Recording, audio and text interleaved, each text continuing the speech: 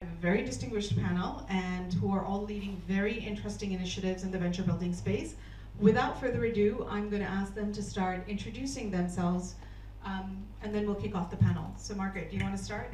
Yeah. Do you want me to use my? Yeah. Thank you so much. Yeah, this is better. Yeah. Hi everyone. I am excited to be here. My name is Margaret King. I lead our early stage investment for Franklin Templeton. We also built two incubation programs within the firm, looking at entrepreneurs and startups to create disruptive solutions. Are very actually complementary to our business.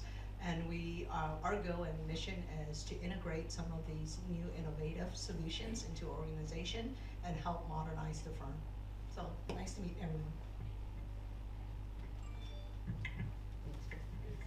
So hi everyone, I'm Caroline Guillot. I'm the Managing Director of NG Factory, which is actually the venture arm of NG Group, so a multinational focusing on energy transition and decarbonization. I run the activities here in Asia and Middle East, and we have a model where we build early stage ventures.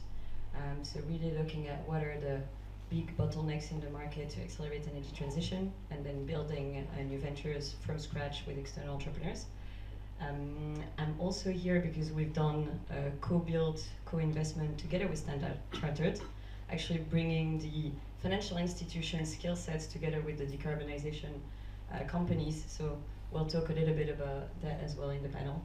And the venture is here in the room, so actually Catalyst, hopefully we'll talk about that one too. Fantastic.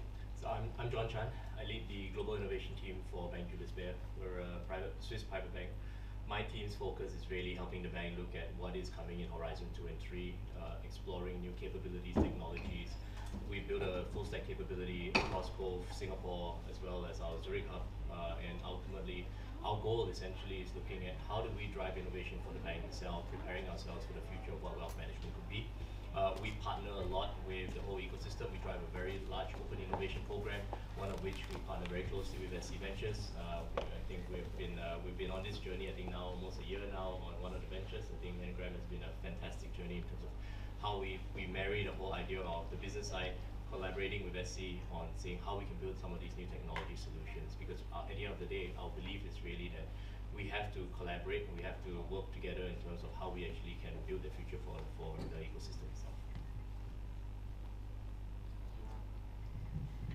Well, good morning, everyone. I'm Harold. I run the venture building program at SC Ventures. I'm also one of the operating members. Just, very similar job and very similar scope to what my co-panelists are doing. We're set to rewire the DNA of banking. We think fundamentally banks are good for society, and we've proven it over time. I think especially if you've seen the ups and downs of crypto or the ups and downs of what fintechs have been doing over the past 10 years. I hope you're reassured to have a bank, right? And sometimes, not for everything, but for a bunch of things. And obviously you want your bank to partner with you on your needs because your needs are evolving. And we're here for that. We're here just to rewire the DNA of banking, bring all the good things of banking back to how customers want to bank, where they want to bank, by building ventures with partners and by investing in the capabilities of tomorrow. So that's what we do. Giving you an idea of scale, we've been at it for 6 years. In 6 years, we've built over 80 ventures. We have an active portfolio of about 40 right now, 40 ventures, and we've made roughly 30 portfolio investments, which is also a separate activity. So that's just an idea of scale. And I'm sure we're going to talk in more details of what we do, what we build, and the reasons why we do all these things. Great, thank you so much. All right, so kicking off the panel, my first question: what is the role of venture building, specifically in FIs and traditional organizations, and how do you best leverage venture building to meet transformation goals? Harold, do you want to kick us off with that? Well, I think I touched upon it a little bit. So we're here because we have a very clear view of what innovation should look like, and we're very passionate about the problem statements. So you'll see, I think, among all of us, we're very passionate about the problems that we're solving for, and we think we're better at it than venture capitalists. very frankly. And that's with all the due respect I have for some of my team members as well. But it takes a combination of understanding how to empower that problem statement and make it so tangible that you can actually make a business out of it, right? And so we work on problem statements, we refine them up to a point where we think it's actually a business, and through that process, we'll follow a typical process of an investment, which is instead of going through your friends and family, we'll do everything. We'll do the pre-seed funding, we'll do the seed funding, we'll do the Series A, and at some point, we'll bring our friends, which are institutional friends or institutional investors, so that we can start bringing more serious people on the cap table. But we do it at institutional grade with the right mindset and the right risk framework, so that we build capabilities that we think are fit for growth, fit for the future, with a corporate mindset, et cetera, et cetera. So I'll bring maybe the perspective of an energy company. So maybe I think it's important to say that venture building is not the only model out there. And for us, it's been really important that venture building was the best fit for what we were looking for in the current market and leveraging the corporate capabilities. So we actually explored a bunch of stuff, and NG globally is doing a lot of different things on the innovation side. So we've got a venture client team, we've got a VC fund, we've got multiple activities. But then as we dived into climate tech, something that we realized in Southeast Asia is that there is a real problem of deal flow and not enough solutions that are accelerating really the energy transition in the market. So basically being able to unlock corporate resources, clear pain point that our colleagues are identifying on the ground, to build venture from scratch, and then build that deal flow and partner with VC to scale them up in Asia, was one of the best kind of strategic fit and resource fit with what we wanted to achieve here in the region. So it's kind of a reason why we went on for and focused mostly on venture building. But I wouldn't want to say that venture building should be the only model for every single corporate. So it's important, I feel, to know exactly what is it that you're trying to achieve as a strategy. It takes a lot of work, right? Exactly. And it takes a lot of work as well. So we'll talk about that, I think. Maybe I lend a slightly different lens to it, right? We use venture building methodologies and approaches to how we do approach our innovation. From my team perspective, the way we look at it is there's two ways that we explore innovation. One is we partner with someone to build it, or we build it ourselves. I think when we talk about venture building and we take the approaches that we take towards it, it's really about being able to validate at every stage of the process that you have something that works, and something that proves value in a sense. One of the things that we've seen over the years is through in a lot of innovation programs is that the idea of saying, let's just deploy this new technology, deploy this new business model without, with just a hunch, right? And venture building, there are venture building approaches that we actually take, the validation approaches that we take, and what we do, like for example, working together with SC Ventures as well. It gives us that ability to reduce the risk that we have at every stage of the process as we bring innovation into life itself. And if it doesn't make sense, it doesn't work, we're going to kill it. Right? The approach that we take, the innovation approach that we take, is going through this entire funnel around generating data points at every stage of the process, understanding that it actually works. And when we get to our production pilot itself, where we're trying to prove that the solution actually works in a real world environment, and I think that's a key thing, we have this metric that we say we need to have 18% of the user base actually using the solution before we're going to take that forward. Be it from a technology stack perspective, be it from a new AI, for example, right? So it's easy to say, let's just switch on ChatGPT within the organization. Now, how do we assess the ROI of that we're going to get as an organization in using these new technologies itself? So I think venture building methodologies and approaches and thinking is a mindset shift in terms of how we look at implementing and employing technology solutions itself. I don't think I need to repeat a lot of what my peers are here, but just out of curiosity, how many people in the audience are actually startups entrepreneurs? Okay, and then how many are like just representing corporate ventures from your firm? Okay. Or venture. Yeah, or ventures. Yeah. So it's a good spread, and I think for the entrepreneur in the audience, this is a great session for you guys to be in, because you're getting some really good insights into how one, corporate ventures operates, and then also more on the venture studio model. In reality, is that corporate ventures and venture studio plays a very important component of the ecosystem. The reason why is that without people that kind of sits in our role, you don't have these facilitators to create rapidly. And you always heard about the term like fail fast. That's exactly what we're trying to do, is use the creativities that are coming from entrepreneurs and intrapreneurs, and I think about ourselves as intrapreneurs because we're trying to be disruptive to our inside our ecosystems, where inside the ecosystem it just takes a long time to build. And then, you know, our corporation is set up that way because it's highly regulated. It's built in a fashion that it also offers that security to our clients, and it needs to do that in a beast way, that beast needs to function that way. But we need to think a little bit more forward thinking, and so that forward thinking vision is going to help us to really accelerate the pace of prototyping, finding product market fit, be able to fail fast, and be able to deploy capital where we can offer the beauty of the capital life cycle. And then at a very early stage, it's very much about like proving out that does your technology solution works. And that's a very important component. It's not so much about building the team, it's about defining, is there a problem? And we're so good because we recognize that there's a problem and there's nothing out there to solve that at that time. Thank you. And so, leveraging off some of the things that we're hearing here, you know, venture building is about transformation, it's about shifting mindsets, but you know, we're also part of a bigger mothership, a bigger organization. And there may be some resistance as you start, you know, pitching ideas, building new business models. How do you counter some of the naysayers and the resistance that you hear? So we just ignore it, basically. We pretend it doesn't exist. Never experienced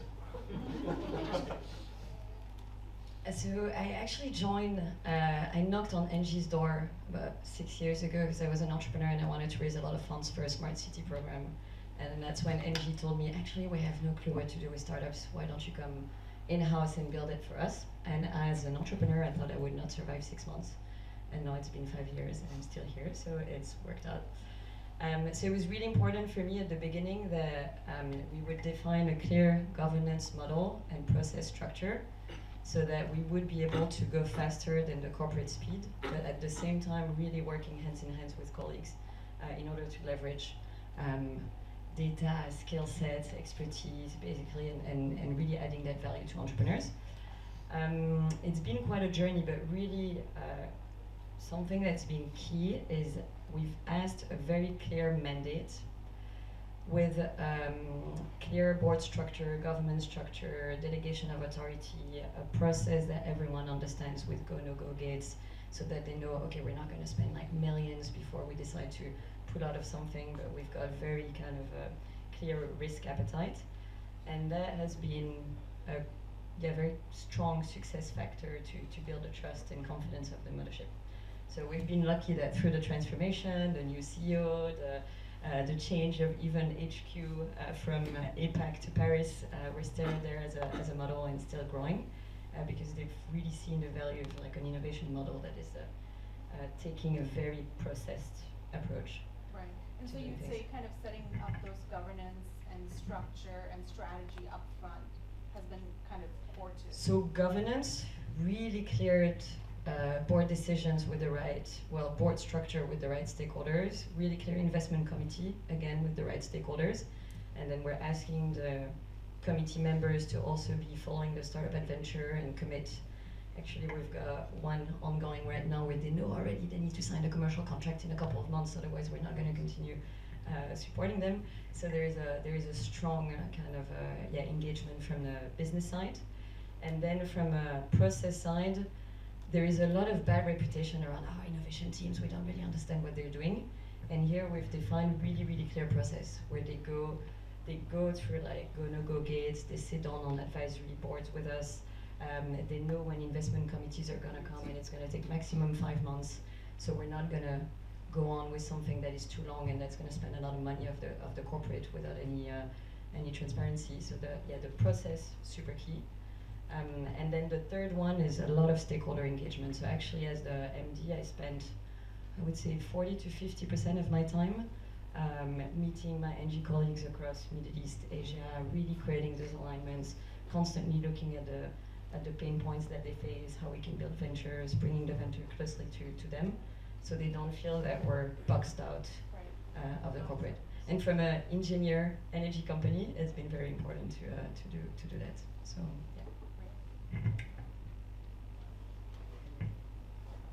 yeah. A lot of great points. Yeah, I think it needs to start with having executives, sponsorships, and supports on the vision of why this is a very important part of the firm that was created to look out for disruptions that potentially could impact the business. So that has to start at the highest level, executive sponsorship. And to that point, having structure, process, and defined outcomes, like strategic benefits for the firm, has to be the key, because how do you get measured, right? At the end of the day, how are you going to get measured on your success rate of running a corporate venture or a venture studio or innovation center? That has to have some sort of OKRs that needs to be defined as part of the process. And then to me, I like to think about it kind of boiling down in 3 areas. One of them is, how do you bring people or organization on the innovation journey that you're trying to create? And it's going to take a lot of education, and to be honest, that's a big part of it. And people who have been in the rows and in the industry for a long time are very comfortable with the processes that they set up. It's not going to be, some of the people that you're going to bring on board right away. But part of that is thinking through, how do you bring that particular group or person on the innovation journey? How do you make them a part of the decision-making process too? We do host something every year with the intention of just purely for education for all employees. And we host a FinTech demo week each year. And we bring together like the best selection of 10 to 15 companies. And the whole purpose is just to create exposure and opportunity for our employees to ask questions. And that helps with the engagement and curiosity, and hopefully that leads to some sort of like proof of concept. So that's one. The other part is agree. Like, we need to get the buy-ins from the senior management team, work with them directly to solve problems and challenges that they might have. And over time, you start to see more of the interest building in-house, and you start to have, actually, what we experience is ambassadors that within the organization that are talking about FinTech companies, are talking about innovation, which is really nice to have. And we are also very young in our journey in building this particular part of our firm, but it's good to see that people are starting to gravitate and get more curious on what technology solutions are out there to help them with their workflow process, or help them with data ingestion. So we did different themes each year, and each of the years it's just gotten more and more employees interested in participation. No, I think these were really good points, and I think we've debunked a few myths as well along the journey, that actually corporates are just don't really know what they're doing. And I think it goes through the exactly what you guys described, which is, actually we have some good governance in place. We have investment committees. We have gateways where we put certain thresholds. We put all of our startup founders into that process as they would go if they were in an external incubator. And I'm not going to name who they are, but they would do the same. The difference that we bring is we bring not only the internal use case, which I think Margaret and Caroline spoke about, but we bring the ecosystem. And that's something that for me is extremely key, right? It's not just solving a problem for only the bank, but it's solving a problem for the industry, right? And how can Web3, for example, enable better infrastructure, better payment system, better access to financial assets to people who normally don't have these financial assets, or really solving for big problems. We know we can't do it alone, and that's why we do it as an ecosystem. Now, the reason why Margaret might pick up the call is because she knows I work for SC Ventures. Good luck if you're a small startup trying to reach out to a big corporate or to a big VC. And these are the kind of things that we enable as well as being part of a much bigger, a much larger ecosystem.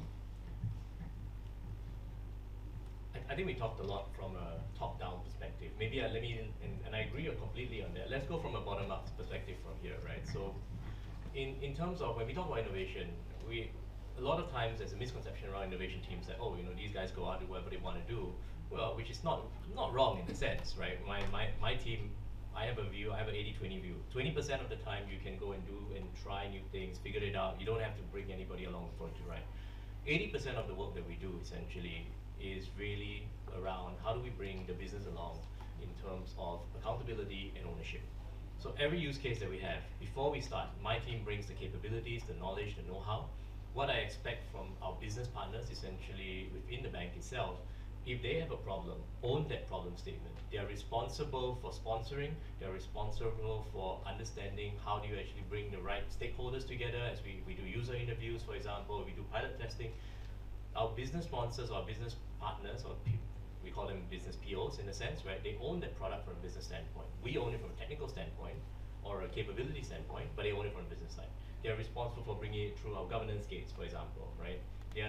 But at the end of the day, my requirement before we start any work is always that I need the sponsor to be standing next to me in front of our committee, in front of our governance body that says that yes, I believe we're going to do something, right? Because I'm not going to be the one that stands there alone, right? And I think the one thing a lot of times that we see in the past with innovation teams is that they go stand alone, right? So the idea is that you have to bring the business along for a ride. Make sure that they are accountable for what you're trying to do in terms of how do you solve the problem, what problem you want to solve for. And I think that, if you ask me, from a ground-up perspective, that's how you need to change the hearts and minds. And the more you do it, we see over and over again that the same guys keep coming because they have a great experience. And they see that the problems that they're having are getting solved for. No, I think that's really important. And as much as we talk about the education and the structure, which is very critical for the internal sell-in, I think, as you said, solving the business problem for the bigger corporate is really the unlock for a lot of the ventures looking to work with corporates. But relating to that, we talked about an internal sell-in. How about when we talk about in the external environment? Investors are a little skeptical about venture building within FIs and traditional organizations. And they really kind of doubt the venture's ability to be nimble and cutthroat. So how do we kind of counter those perceptions, if you will?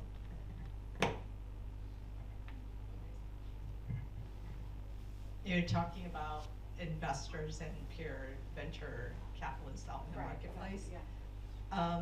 I think we play in a very important role in ecosystem. What technology solutions they're funding or creating is actually being used by organizations like us. So it has to be a fit. And I think that over the years, corporate venture investment has to be very aligned to a strategic outcome for the firm. And we're deploying capital because of what we think will be beneficial for the firm overall. And then also the disruption in the industry, a little bit more foresight into what will happen in the next 10 years.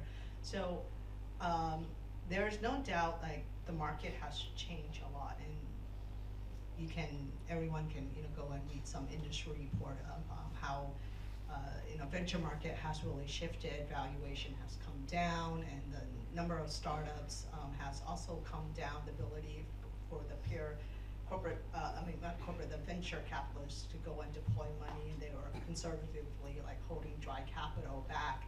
And only recently this year with OpenAI and these LLMs, and this is more companies, more startups are starting to rebuild again because capitals are going into those areas. So there's definitely some hype in there, as you can tell. There's a lot of these venture capitalists chasing that hype because they need to go and deploy money. But in reality, they need CVCs like ourselves and tech innovators inside the organization to start testing what really works. And I can tell you, there's a lot of things, in my personal opinion, it's not going to work with trying to get OpenAI to train your data, because it doesn't work in a regulated industry, in a regulated environment. There's no way we are even allowed to do that. So in itself, any new technology disruptions that's coming in, it's going to take a little bit of time for the corporates to absorb it, to build it, and to figure out how to utilize it. Right now, it's an efficiency play for anything that's generative AI, but they can do a lot more than that. But it's going to take time for us to work through these types of innovation that comes in. So we do have a very big role beyond deploying capital. is that those technology solutions, it's going to have to find a fit within our organizations. Maybe just, I don't want to get in the numbers game, but I'll just give a few additional perspective to what Margaret said, which is traditional VCs will look most of the time for a quick outcome, which is how do I make my capital most efficient, etc. We're looking for longer term solutions. We're more than just deploying capital. Where we deploy capital, we need that capital to work, and we need to transform the organization with us. So I would say that the strategic mindset is a lot more focused for CVCs than for VCs. It doesn't mean that we don't make tough decisions. We make tough decisions, but you don't have to be cutthroat. I don't think so. I actually, when I look at shows like Shark Tank or The Drapers, I always find them very ridiculous. It doesn't work like that in the real world, actually. We really want our startups to work and the startups that we partner with to work. So it's a very, very different mindset. I was actually reading a report recently that looks at companies that make it post-Series A, and you look at the ones that are supported by venture builders are 30% more successful, simply because we take them a lot longer along with us. And I think we have also that mindset, which is we'll take you not just to a Series A, but we'll take you a lot longer, and we'll enable you to work within the corporates, within our partners, within the bank in my case, et cetera, et cetera. Maybe Harold, a question for you then is, what is the time horizon that you're looking at in this sense? It really depends. I hate to provide that answer, but it's typically not Horizon 3, okay? It's typically Horizon 1 would be too short for us, but it depends, right? If we can make a quick buck, I mean, we'd be crazy to say no, right? So, but sweet spot would be, yeah, I mean, solving for a real problem right now. We know it's going to take about 12 to 18 months to build it. Finding product market fit, as my peers were saying, and then once you demonstrate product market fit, how do you grow, scale, demonstrate that you can bring other partners on the cap table, other successful team members, and all of that, right? So I think all of that matters. Sweet spot Horizon 2 as kind of what I was alluding to. You made a really good point, Carol. I think one of the things that when we deploy investment, we often actually get called from traditional VCs to ask us about not so much of us deploying capital or being an investor. They actually have questions about suitability, like how does the product work? Are you guys using it? And those are more the interesting conversation, and these are from traditional VCs, right? Those are the insights they want from us, and which is quite interesting. So I think that to that point, I think it's very complementary, right? They need part of that corporate ventures who are deploying money, as well as the builders to give them the feedback, because they don't really have that feedback loop on the tech solutions that are being built. And so those are usually the most interesting conversations when they are conducting their due diligence on the startup and they're making their decisions to make an investment too. Yes, I'll just add a couple of points. So basically, as building external ventures backed by a corporate, something that we realized quite early is that we have three key stakeholders, definitely the corporate, but then entrepreneurs. And so we are building with entrepreneurs and actually building, supporting entrepreneurs to build. So the fact that the entrepreneurs are at the middle, really the centerpiece of the venture, and will have to drive it, is super, super important for us. So we need to have a model that's entrepreneurs friendly as much as possible, so that they can dream big, they can grow venture capital, they can get venture capital money funding as the venture will grow. So that's been a key element of our model. Then the second one is a second group of stakeholders is VC. Like we are bringing the pre-seed risk investment to try to accelerate the go-to-market. But then unless VC comes along, it wouldn't fit our model, because we don't want to build internal business model. We want to build external business model.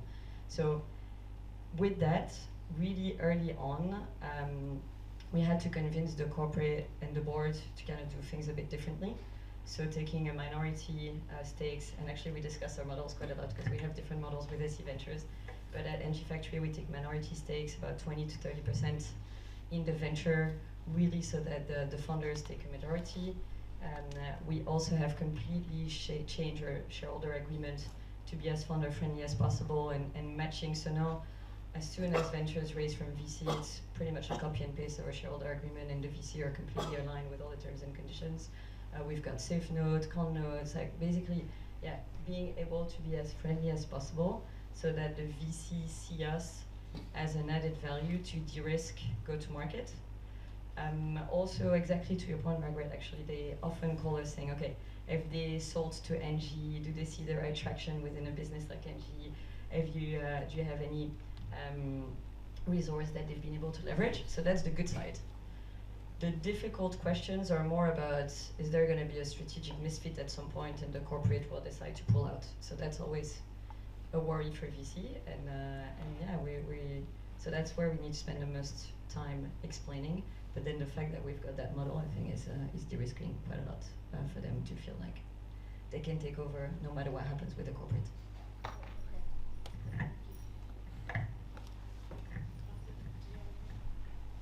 Okay, so in the interest of time, I'm going to smush two questions together. So this is going to be a bit of a long one.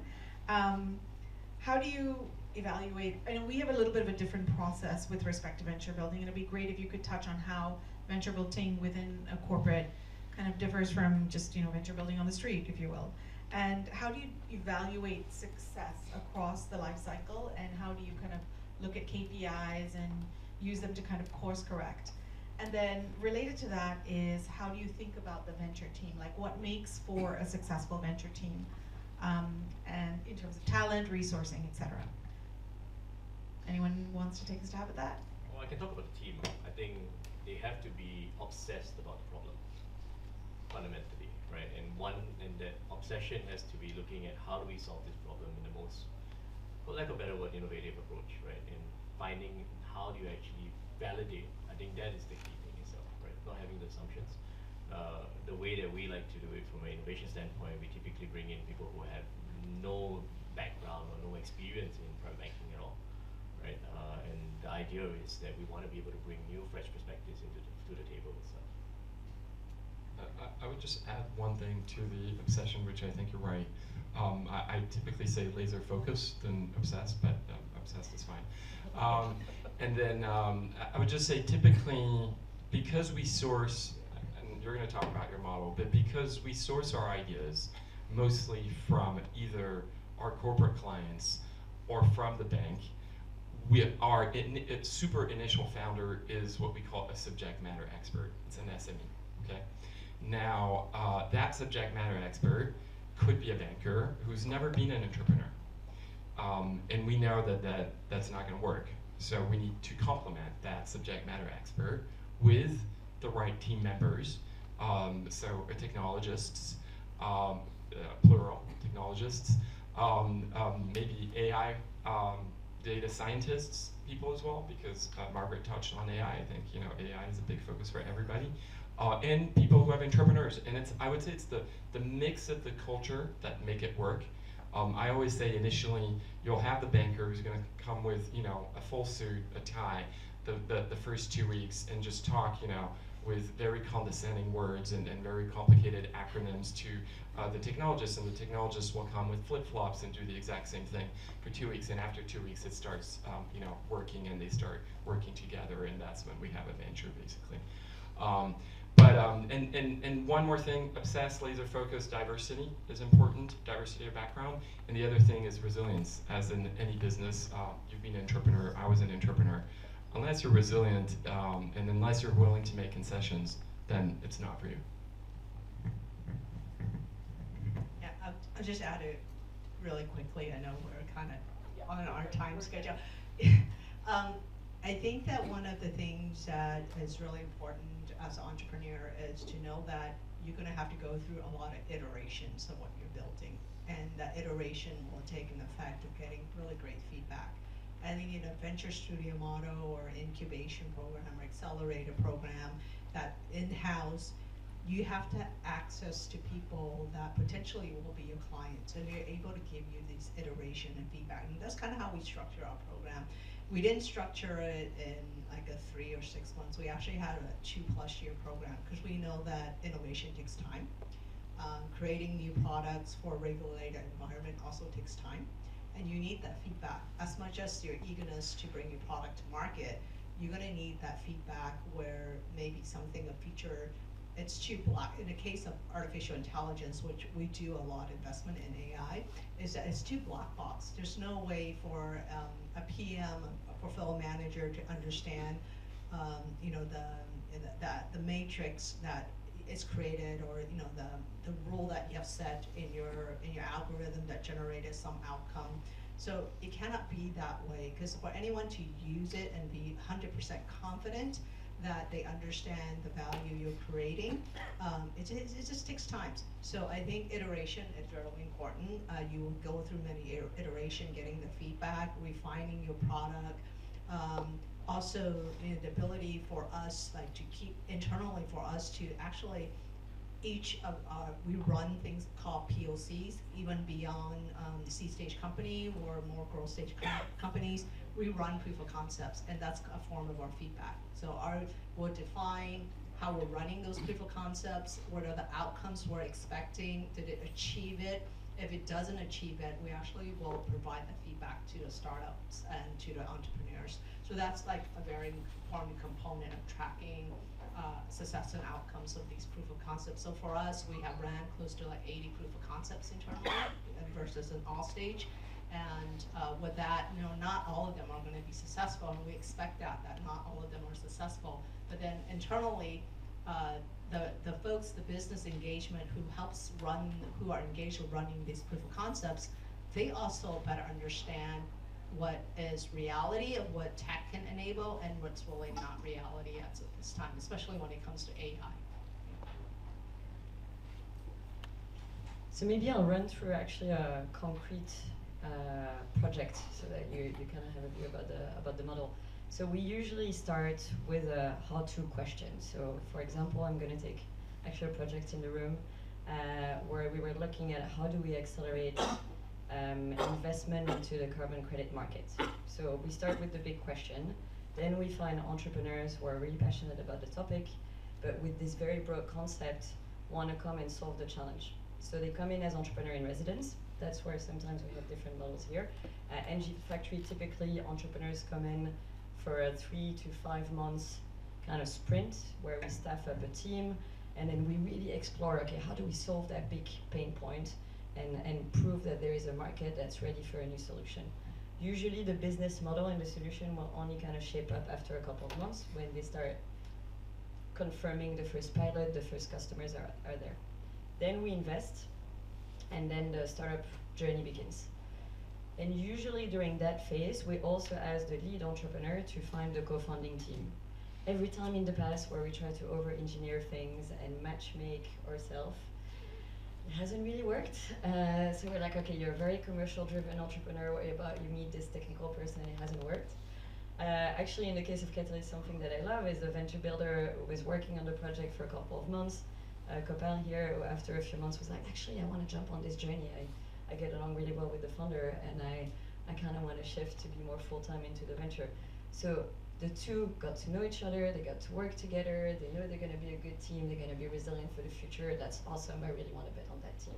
And so finding that click is super important for us. So we usually put a lot of trust in the founder to find a perfect leadership team. But then we've got a head of talent who's going to be constantly on the lookout for talent and sharing profiles. We've got all the kind of support resource function that we staff up to accelerate the go-to-market. Once the startups start, we've got a clear KPI on proving that there is commercial traction. So they only get the next tranche of investment if they prove that they can sign the first commercial project. So that's a very important key point as well. Yeah, milestone for us. But I've changed a lot my conception of product market fit. Because at first we're like, yeah, prove product market fit in 6 to 9 months. It's actually not true, guys. I mean, in 6 to 9 months, you get your first 1 to 2 commercial contracts, maybe the first 10, depending on the business model that you've got. But then product market fit might take like 2 to 3 years until you find it, and it might be for seeds or even Series A. And it only really comes when you realize I'm not pushing on walls to get my customers, but my customers are actually coming to me naturally because I've really nailed the problem that they have and they want our solution. And that takes time.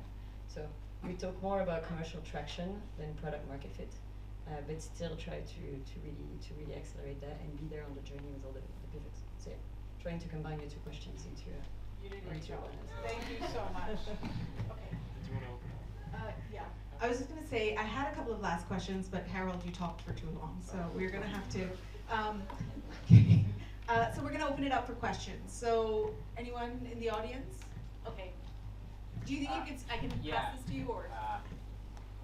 I think We can hear you. Yeah, we can hear perfect. So a question. Of course, it's great to have a sponsor in one of these big organizations. Can you perhaps tell us a little bit more? We as founders, we have a product that we believe is great for other type of competitors for you guys. So can you perhaps tell us a little bit more about this, the freedom that a founder will have in go and reach to other type of organizations, or how external is the approach, or will you guys say, well, you need to stay with us perhaps because I'm frankly Templeton and you cannot go and speak with BlackRock, or I don't know if I was clear. You are so clear. Thank you for that question. And the answer is no. Yeah. It's not a complete no, but look, I think that we are in we being this panel has an interesting intersection of supporting founders, and then also supporting internally our company's mission and go why the company is paying our paycheck. We need to get paid too, right? But my thoughts on that, we have to wear kind of like 2 hats. One hat is making sure that what we are investing in and then the resource that we put toward helping the entrepreneurs build is the solutions as adequate for the company. But I'm also very cognizant in the sense that purely to be a great technology company, you have to build a solution that addresses a market problem, not a Franklin Templeton problem, a market problem, an industry problem. And that's the case, I will encourage entrepreneurs to go beyond the walls of my firm and really think about creating solutions that are solving a market challenge. I will do my best to call Harold and one of these folks and say, hey, look, we have a great company and I want you to make an introduction. And that is the job of you, the entrepreneurs, to go and actually go and talk about what creative solutions you have built, right? And that's always been going to be part of the entrepreneurial that you need to be to sell your solutions. And I mean, in reality, the first few years when you're scaling your business, even to Series A, the best person to be the salesperson is the founder, because he truly understands what he built and he's truly passionate about selling to the client. So I will extend it to my network, and I'll extend it those introduction. And honestly, we all have networks are in our competitors, and that's the reality of it. Like in this highly regulated environment, we are connected to the ecosystem, and I would extend an intro anytime. And just to jump on what Margaret said, so I think there's only very, very few use cases where we would tell you, do not go speak to this person. And I think, and I can't really think of any, well, I can think of one. It's mostly driven, I think, if you think you have a good use case with a client, and that client or happens to be a competitor, then go for it, as long as you're doing it in a compliant, risk-aware manner. Most of the time, we're going to be driven, as Margaret said, by the regulator, and in our case, we're global companies, by regulators and what regulators are saying, right? And I think you'll be at Singapore FinTech Festival, you'll see that there's a few announcements by MAS that they want us to cooperate with the other banks, with the other asset managers, with big corporates that are common challenges and so forth. Thank you. Sure. Just looking forward the next couple of years, any particular parts of, I guess, the value chain or functional activities in financial services where you think are still ripe for innovation and where the investment will flow? And then the second part, I'm quite involved in the reg tech sector. Is that an area of focus for any institutions? I can take this one. I think there's two parts, right? I think if we tackle the reg tech part, I would say definitely, right? In terms of being able to look at how we can use technology to help us meet our regulatory requirements or needs itself. I think that's definitely one. That's a short answer. If you ask me, if I put a crystal ball, I would say the opportunity when we talk about financial institutions is really about looking, and maybe it's a bit cliche to say this, but AI essentially is going to be one. And when I say AI, it's really about how do financial institutions look at embedding AI into their existing systems, processes, and all that. It's not just roll out a chatbot. That's the easiest piece, right? You use buy a solution, pay what, $19.90 a month, and you get the access to the solution. There's no innovation there. No. Yeah. It's a predominant problem.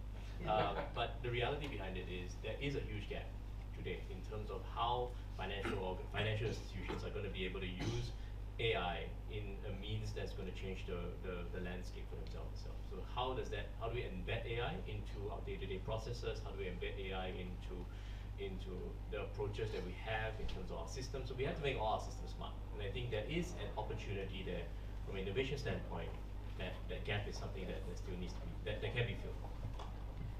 For you particularly, there's such a huge opportunity in the regulated and compliance space with artificial intelligence, because as you can imagine, there's going to be so many deep fakes that's going to be created, and then therefore, as excited as people are about integrating generative artificial intelligence, there's also the risks and compliance components. Well, frauds and scams is just exponential. Exactly. And reg tech is such a big space. Yeah. But absolutely, I think with AI, you're only going to be. We need, it's an interesting conundrum because I think when it comes to big organizations like ourselves, there is so much data out there that there's no way we're on top of everything. We know everything all the time. There's no way. But at the same time, it's unacceptable. We have to be aware all the time of changes of regulations, of what's happening. And it's going to be a challenge. I think, reg tech is a big thing. We can talk afterwards. Yeah, okay. But yeah, I think, do you need microphones? No, I'm good, I'm good. Okay. You talked One and two, is Yes. that okay? Yeah. you talked about your ventures hitting product market fit, but what about your venture studio? Have you hit product market fit, and what are you still experimenting with? Next question. Well, the fact that, hey, listen, the fact that we're together is a good sign, I think, right? The fact that we're collaborating as partners is a way. The way you demonstrate, I don't think I want that. The way it's better. It's beatboxing a lot, right? Okay.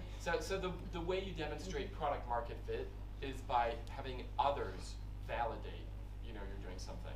And I think it's still a journey, by the way. But the fact that on this panel you have a big asset manager, you have a private bank, you have a big energy company, and you have a big global bank talking together demonstrates that whatever we're doing, at least we're interested in knowing what we're doing and working together. And that's one way of demonstrating product market fit. Now, we're also investing in startups, so our portfolio needs to increase in value. We're measured like a VC.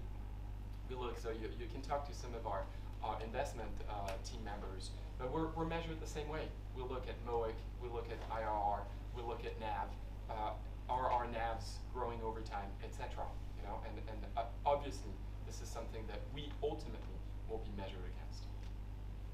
I'll maybe just add, so I think we're on track to hit product market fit, but then when you build startup from scratch, it's going to take a few years before you get to a certain maturity. I mean, now everyone is saying exits are even pushed back, so you're talking about 6, 7, maybe 8, 9 years until you exit. And exactly to Harold's point, like we're set up as a VC-backed venture studio, so the same way. We've got 3 ways to measure product market fit. The first one is at what point, making sure that the startups grow through the seed round, to the investment stages, but then at what point do we get an exit so that we can really build it into a revolving fund and getting some cash back, and then we don't rely on the resources of the corporate anymore, but we've got that pool of money that we can continue investing. So that's key for us, and we're not there yet, but we've got the first ventures closing Series A at the moment, so growing. Second one, from a corporate standpoint, is to hit a booster effect. So unless I can prove that there is a booster effect to the business with the different ventures, at some point my board might be wondering, why do we do this innovation investment, and so prove that. So we're constantly looking for that too.